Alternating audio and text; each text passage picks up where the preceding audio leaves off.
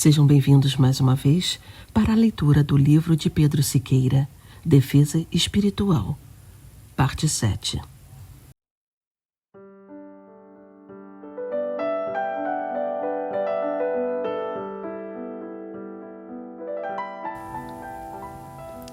Para que possamos entender bem o que é esta categoria de repouso, é preciso analisar algumas palavras fundamentais desse trecho.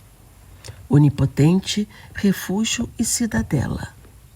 Onipotente significa poder realizar qualquer feito. O arcanjo Gabriel nos ensina uma verdade espiritual ao anunciar à Virgem Maria a gravidez de sua prima, a idosa Santa Isabel. Para Deus, nada é impossível. Lucas 1, 37. O Pai Celestial criou todas as coisas e pode, quando bem entender, transformá-las ou destruí-las. Refúgio é o lugar para onde se foge a fim de escapar a um perigo. Quando você tem Deus como refúgio, aquele a quem você procura, quando a tempestade se forma ou a guerra acontece, não tem medo dos ataques do maligno. Cidadela é a fortaleza militar situada em algum lugar estratégico de uma cidade, com a finalidade de protegê-la. O inimigo titubeia diante de uma suntuosa cidadela, pois precisa ter muito poder de fogo e um exército gigantesco para fazê-lo ruir. Agora ficou mais claro o significado do trecho do Salmo 90. Se a pessoa tem o hábito de se colocar todos os dias sob a proteção de Deus, pode permanecer na paz e ter serenidade para decidir as questões da sua vida. Sabe que seus pensamentos estão sempre seguros com o Todo-Poderoso, não serão facilmente perturbados pelo maligno. O Senhor é o local de repouso de sua alma, pois é como uma fortaleza intransponível a lhe oferecer refúgio em qualquer hipótese. Se você quer repouso para sua alma, precisa compreender que habitar não é a mesma coisa que visitar. Habitar significa morar. Tem viés de permanência. O visitante, como vocês sabem, aparece de vez em quando. Os fiéis que vão à igreja ocasionalmente ou só fazem sua oração pessoal em alguns dias na semana não gozam desse repouso. Não cumprem os requisitos que a palavra de Deus impõe. Então, é fundamental que você esteja todos os dias em espírito, mente e coração com o Pai Celestial. Quando você habita sob a proteção do Altíssimo, como diz o Salmo, uma promessa divina se cumpre. Aos seus anjos ele mandou que te guardem em todos os seus caminhos.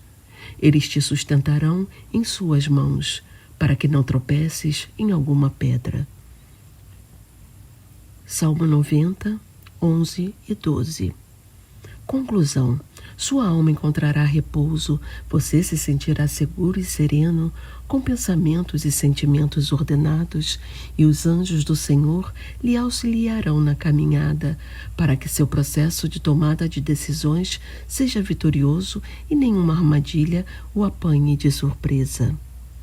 Além disso, para se decidir, é necessário se colocar em oração, pedindo auxílio ao Espírito Santo, fonte dos dons da sabedoria e do discernimento. No livro dos Provérbios está escrito que, com a sabedoria se constrói a casa e com a prudência ela se firma. Provérbios 24, 3. Outra condição para se resolver bem é levar em consideração seus princípios e valores religiosos e ou morais e procurar não violá-los. Quais são os seus mais relevantes que guiam você ao interpretar o mundo?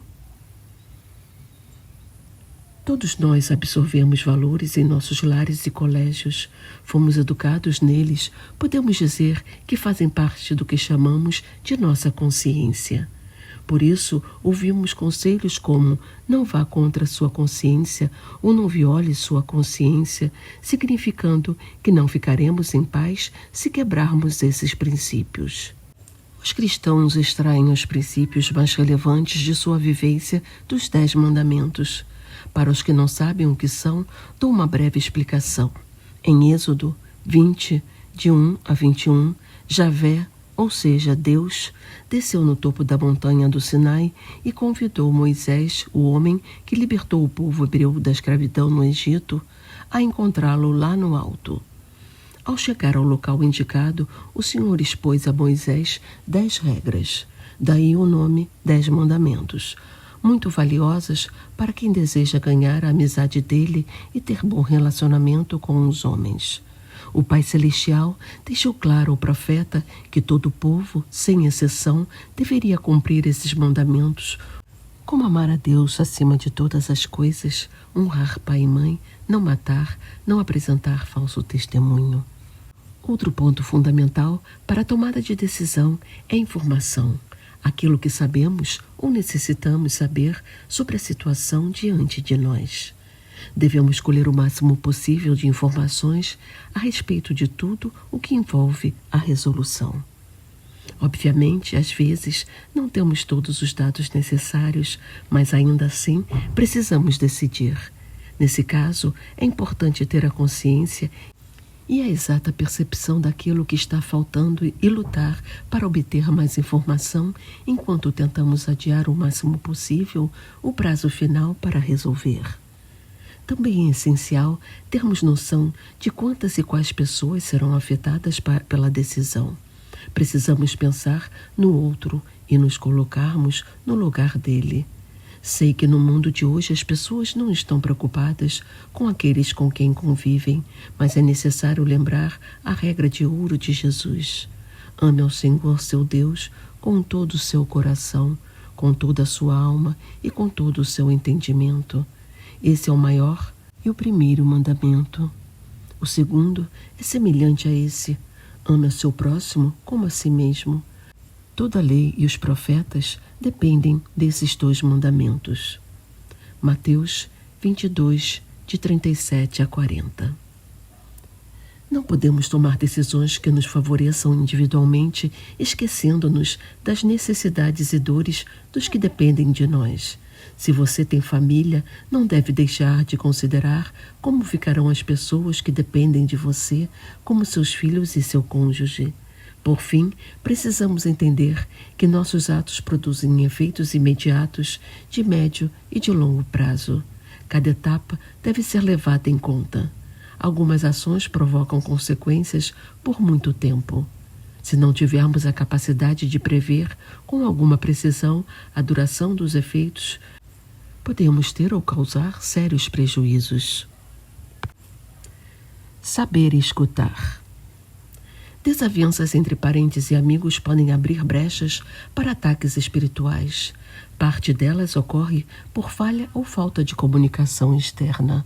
Saber ouvir o outro, dar-lhe oportunidade para falar ou se explicar, mantém íntegra a defesa espiritual e psíquica, evitando que as ideias e os desejos comunicados, ou mesmo a ausência de comunicação, sejam interpretados de forma equivocada, causando malefícios. Quando estamos em um debate ou simplesmente conversando com alguém, é de grande valia ouvir de forma eficiente, ou seja, escutar o que aquela pessoa está realmente falando e não o que pensamos, interpretamos que ela quer dizer. Algumas vezes, isso significa escutar algo de que não gostamos ou que não esperamos. Também é importante entender o contexto em que o bate-papo se dá ou em que os participantes da conversa se encontram. Isso influencia bastante o significado das palavras.